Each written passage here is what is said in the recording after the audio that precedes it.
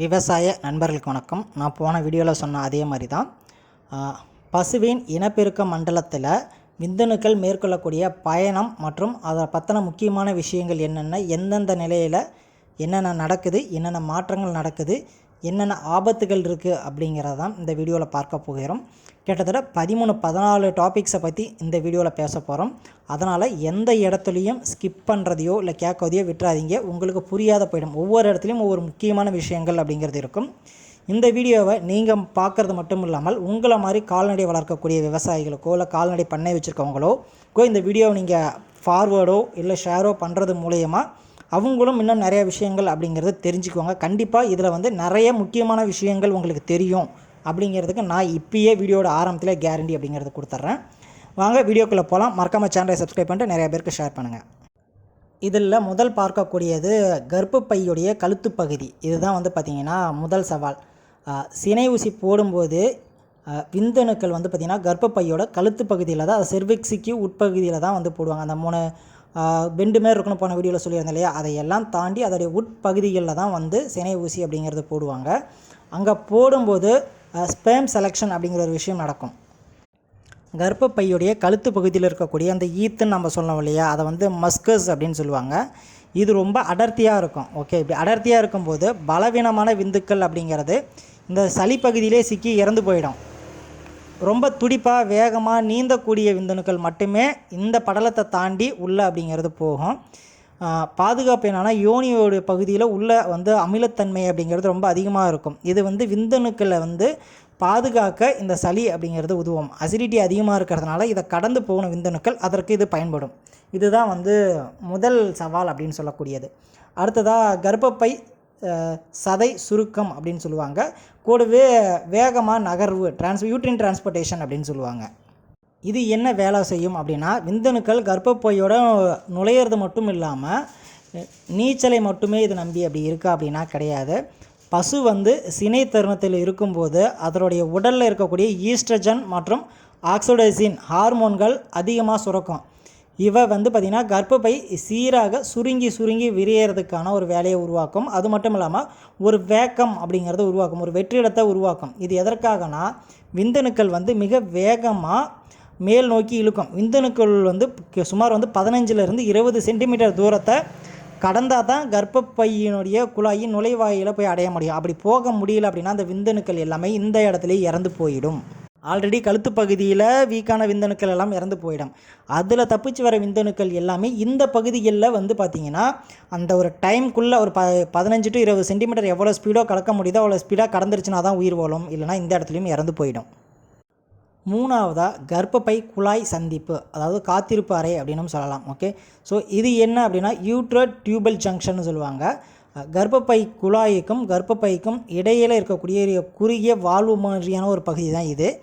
இங்கே விந்தணுக்களுடைய வேகம் அப்படிங்கிறது குறைக்கப்பட்டு ஒரு செக் போஸ்ட் மாரி செயல்படும். ஒரே நேரத்தில் பல்லாயிரக்கணக்கான விந்தணுக்கள் குழாய்க்குள்ளே நுழைவதனால ஏகப்பட்ட பிரச்சனைகள் ஏற்படும், முட்டை சிதைவுகள் ஏற்படுறதுக்கு வாய்ப்பு இருக்குது. அப்படிங்கிறதுனால இந்த இடத்துல தடுத்து நிறுத்தப்பட்டு தரமான விந்தணுக்களை மட்டுமே இங்கேருந்து ஒரு ஷார்ட் லிஸ்ட் பண்ணி இங்கேருந்து ஒரு தரமான விந்தணுக்கள் மட்டுமே கருமுட்டை அந்த பகுதியில் நோக்கி போக ஆரம்பிக்கும்.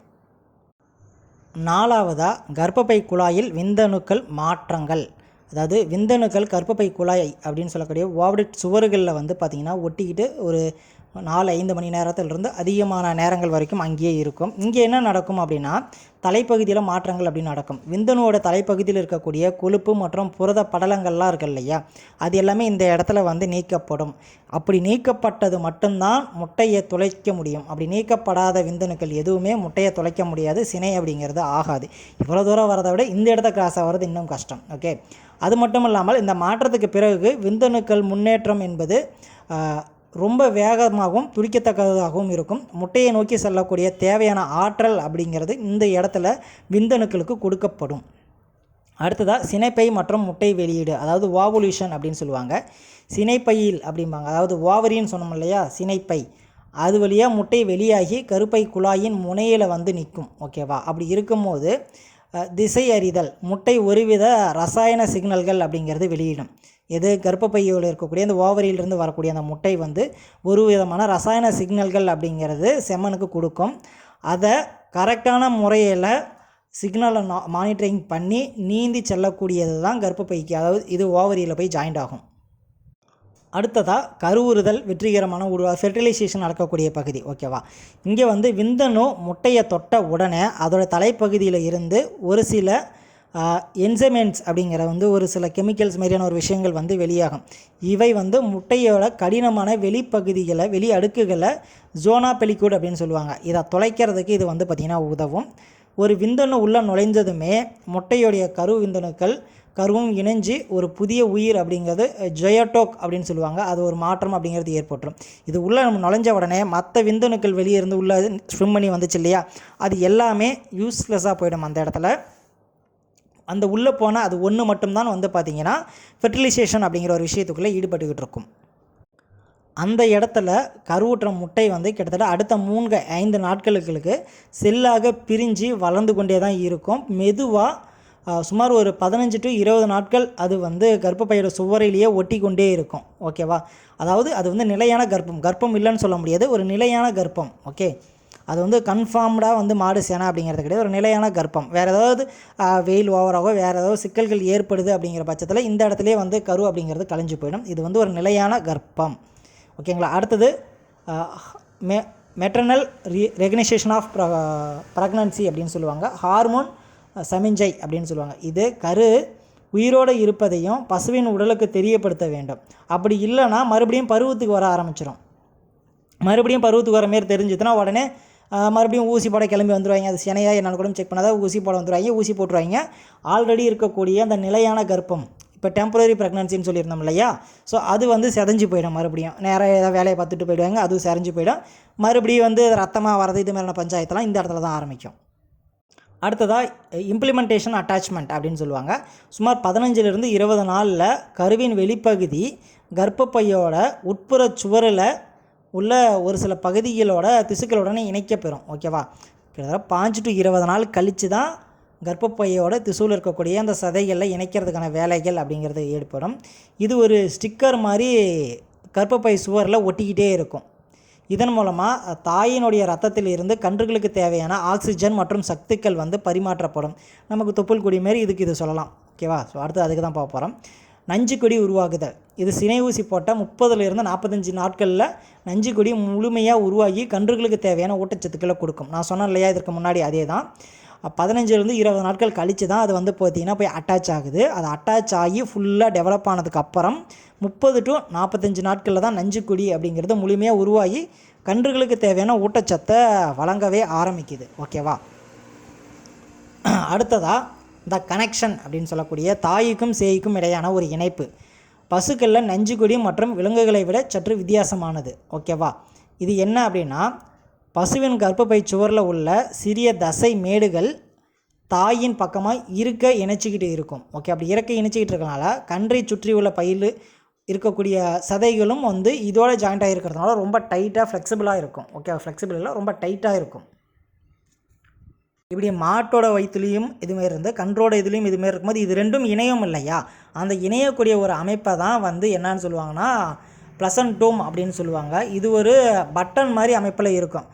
இது மூலயமாவே ரத்தம் மற்றும் சத்துக்கள் அப்படிங்கிறது வந்து மாடுகளில் இருந்து கன்றுகளுக்கு பரிமாற்றம் அப்படிங்கிறது செய்யப்படும். அடுத்ததாக வாட்டர் பேக். கன்றை சுற்றி 2 அடுக்கு நீர் பைகள் உருவாகின்றன. இது வந்து ரொம்ப முக்கியமான ஒரு விஷயம். இது கன்றை மிக நெருக்கமாக சுற்றி பை. இதில் வந்து பார்த்திங்கன்னா திரவம், அது மட்டும் இல்லாமல் அதிர்ச்சி அளிக்கக்கூடிய எந்த ஒரு விஷயத்தையும் கன்றுக்குட்டிகளை வந்து அட்டாக் பண்ணாத பார்த்துக்கக்கூடிய வேலையை இது செய்யும். இது வந்து ஒரு வெளியடுக்கு எப்படி சொல்கிறது, ஒரு கழிவுகளை சேமித்து வைக்கக்கூடிய ஒரு பை அப்படின்னு சொல்லியும் சொல்லலாம். ஓகே, அந்த நீர்க்குடம் மாதிரி வந்து இப்போ எப்படி சொல்கிறது, மாடு நஞ்சுக்குடி வெளியே வருது இல்லையா, அப்போ 2 பை மாரி வந்து விழுவும் பார்த்தீங்களா. ஒன்று வந்து ஆரம்ப கட்ட இது, ரெண்டாவது வந்து பார்த்திங்கன்னா அதோடைய வேஸ்டேஜ் எல்லாமே வந்து பார்த்திங்கன்னா அந்த இடத்துல ஸ்டோர் ஆகிருக்கும்.